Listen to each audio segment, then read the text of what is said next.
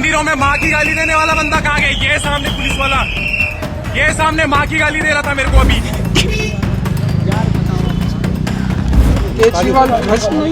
साथियों नमस्कार, मेरा नाम प्रशांत है और आप देखना शुरू कर चुके हैं आपका अपना चैनल खुदरक।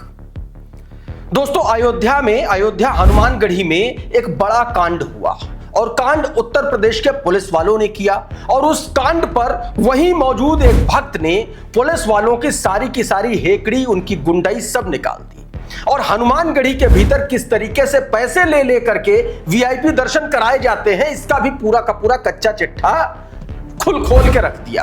वीडियो तो बनाया, साथ में पुलिस वालों की इतना बुरी तरीके से ऐसी तैसी की। हम आपको वो वीडियो दिखाएंगे, बीप करके दिखाएंगे, क्योंकि हनुमान मंदिर में, हनुमानगढ़ी में साफ पुलिसकर्मी एक भक्त को, एक शख्स को मां की गाली दे रहे थे, लेकिन वो शख्स जागरूक निकला, जाहिल नहीं था अंधभक्तों की तरह। इसीलिए उसने गरियंधी उत्तर प्रदेश की पुलिस की ऐसी तैसी कर दी और ना सिर्फ ऐसी तैसी बल्कि कायदे से उनको सुना भी दिया।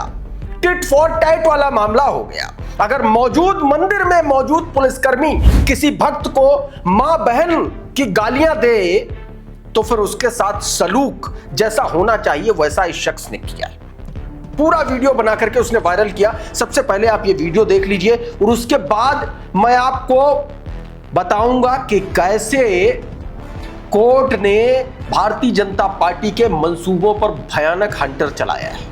तीन मामलों में अभिमुक्तेश्वरानंद, केजरीवाल और एजेएल, तीनों मामलों की बात पड़ताल करेंगे और साथ में अभिमुक्तेश्वरानंद ने एक अपनी खुद की जांच कमेटी गठित की है, उसके बारे में बताऊंगा, क्योंकि यह मामला अब उल्टा पड़ने जा रहा है उत्तर प्रदेश की सरकार को लेकर के, ऐसा कहा जा रहा है। सबसे पहले जरा ये वीडियो आप देख लीजिए। और ये बोलने वाला कहाँ गया मेरे को अभी? मंदिरों में माँ की गाली देने वाला बंदा कहाँ गया? ये सामने पुलिस वाला, ये सामने माँ की गाली दे रहा था मेरे को अभी। सबकी कंप्लेंट करूंगा, सबकी। ये शक्ल दिखाना भाई जी अपनी तरह। और आप भी जो धक्का मारने वाले दोस्त आ रहे ना कंधे में, यहाँ ड्यूटी निभा रहे हो और ये गाली देने वाला गाली दे रहा है मेरे को। तू गाली कैसे दिया मेरे को? है गाली कैसे दिया तू? शक्ल दिखा अपनी। हमें गाली नहीं आती है, शक्ल दिखा। तू गाली कैसे दे रहे? नहीं आऊंगा। ये पंडित वीआईपी दर्शनों के लिए सबको आगे रखेंगे पैसा लेके। क्या गाली दे रहे हो तुम? गाली दे रहे हो। देख लिया, एक पुलिस वाले को उस शख्स ने चिन्हित करके बताया कि इसने गाली दी थी, मां की गाली दी थी, और जो गाली दी वो भी बताया मैं वहां पर बीप का इस्तेमाल कर रहा हूं, ये भी बताया। और ना सिर्फ ये बताया बल्कि पुलिस वालों को सीधा ठुल्ला तक कह दिया।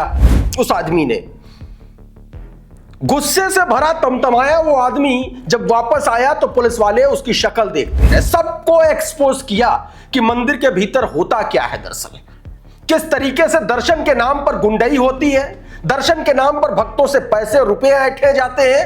यह सच है अयोध्या का, वो अयोध्या जिसको इस देश का हिंदू एक तरीके से अपना सबसे बड़ा तीर्थ स्थल या जो भी कह लीजिए वो मानता है। एक खबर और दिखाता हूं, ये देखिए, दैनिक भास्कर की आज ही की खबर है। देख रहे हैं, शराब नीति केस में केजरीवाल, सिसोदिया, संजय सिंह, के कविता, नायर सब बरी हो गए राउजोनी कोर्ट। क्यों?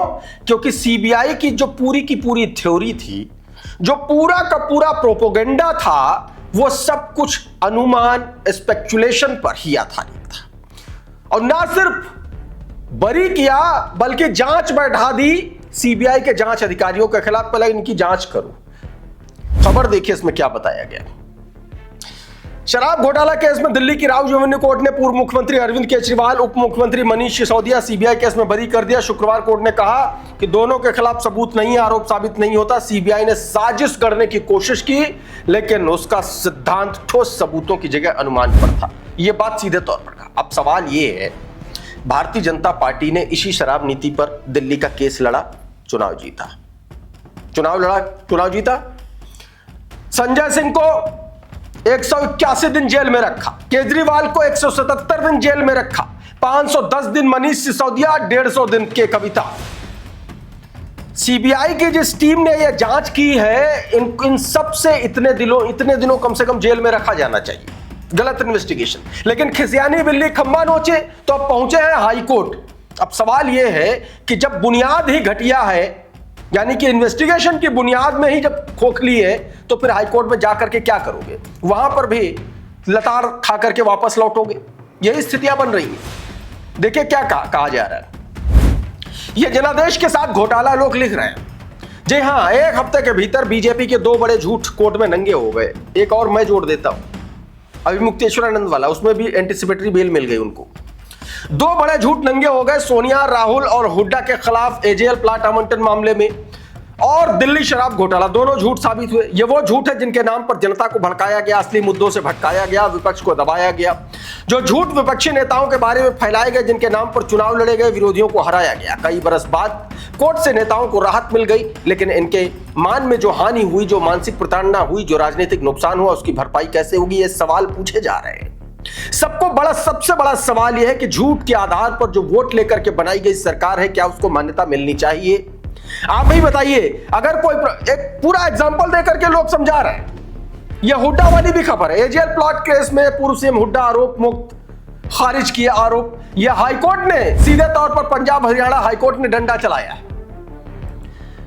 अब इसी को लेकर के देखिए, अजीत सिंह ने लिखा है, वरिष्ठ पत्रकार है, लिखते हैं कि केजरीवाल को फंसाने के चक्कर में सीबीआई खुद फंस गई। विभागीय जांच के आदेश। दिल्ली के चर्चित शराब घोटाला मामले में कोर्ट से बड़ा फैसला आया। राउ रेवेन्यू कोर्ट ने सीबीआई की जांच प्रक्रिया पर सख्त नाराजगी जताते हुए फटकार लगाई।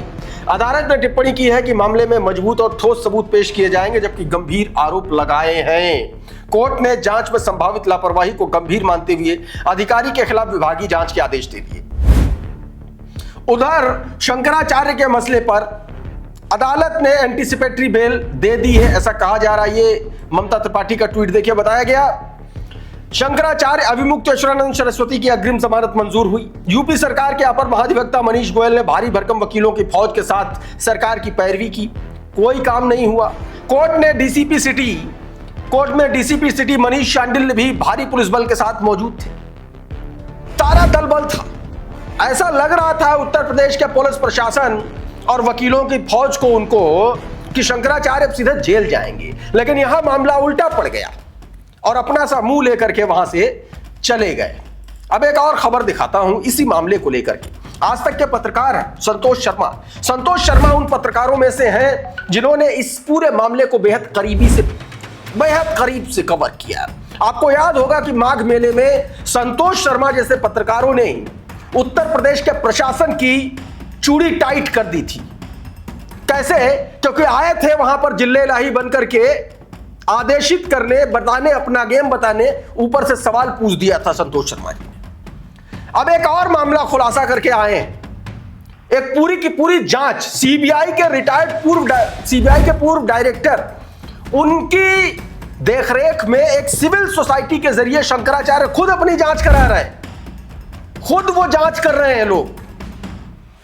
अब तो जांच में जरा सा भी इधर उधर हुआ तो एक और पैरेलल जांच चल रही है। ये बात भी पुलिस और प्रशासन को समझ में आनी चाहिए, क्योंकि फाइल एक नहीं, फाइल तो कई बनेंगी। और इसीलिए कहा जा रहा है कि मामला उल्टा पड़ गया। छोटा सा हिस्सा ये सुनिए क्या बात की जा रही, बहुत छोटा सा 25-20 सेकंड का ये मामला है, सुन लीजिए जरा इसको। हम एक फैक्ट फाइंडिंग इंक्वायरी करेंगे। उस कारण के लिए हम यहाँ पहुँचे हैं। स्टेटमेंट हम रिकॉर्ड कर रहे हैं। उसके पास जो भी वीडियो है, जो भी कागज है, वो सब ले रहा है। पूरा तथ्य के अनुसार निष्पक्ष भाव से हम एक रिपोर्ट हिंदू समाज के सामने हम रखेंगे। अब इसी को लेकर के लोग लिख रहे हैं, कह रहे हैं कि बीजेपी वाले दिल्ली के मुख्यमंत्री रहते हुए अरविंद केजरीवाल को फंसा करके जेल भेज सकते हैं, तो शंकराचार्य को झूठे केस में फंसा करके उन्हें जेल भेजना कौन सी बड़ी बात है? शंकराचार्य को झूठा फंसाया जा रहा है और झूठ बोलने में, प्रोपेगेंडा रचने में, प्रदर्शन को देशद्रोह बताने में, प्रदर्शनकारियों को गद्दार बताने में। किसान गद्दार थे, ठीक है, वो भी गद्दार थे ना जो प्रोटेस्ट कर रहे थे। और अभी जो एआई समिट में यूथ कांग्रेस ने प्रोटेस्ट किया, उनको भी गद्दार बता दिया। लेकिन एक प्रदर्शन और हुआ था साल 2012 में। प्रधानमंत्री थे मनमोहन सिंह और समिट चल रही थी, अंतरराष्ट्रीय समिट चल रही थी। विज्ञान भवन में, और उसी दौरान एक आदमी शर्ट निकाल करके प्रोटेस्ट कर रहा था और यह एबीपी न्यूज ने खबर प्रचारित की थी। वही एबीपी न्यूज जिसकी पत्रकार आज की तारीख में चित्रा त्रिपाठी है और उस प्रोटेस्ट को नंगा नाच बता रही थी। प्रधानमंत्री नंगा नाच बता रहे थे, रूबिका लियाकत नंगा नाच बता रही थी। तो इस नाच को फिर मीडिया ने क्या बताया था, ये भी बताना चाहिए। पहले ये वीडियो देखिए।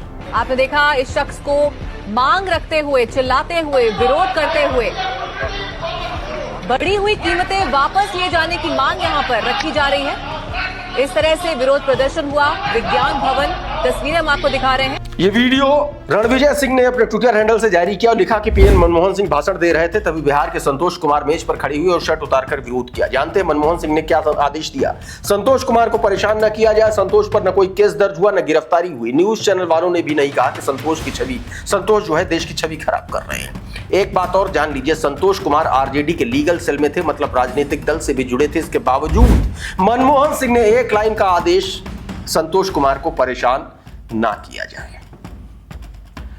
इस तरीके की दोस्तों लगातार बातें, खबरें निकल के सामने आ रही हैं। साथियों, अभी के इस वीडियो में बहरहाल इतना ही। बहुत बहुत शुक्रिया, बहुत बहुत धन्यवाद। आप जुड़े रहिए आपके अपने चैनल खुदरंग के साथ। नमस्कार।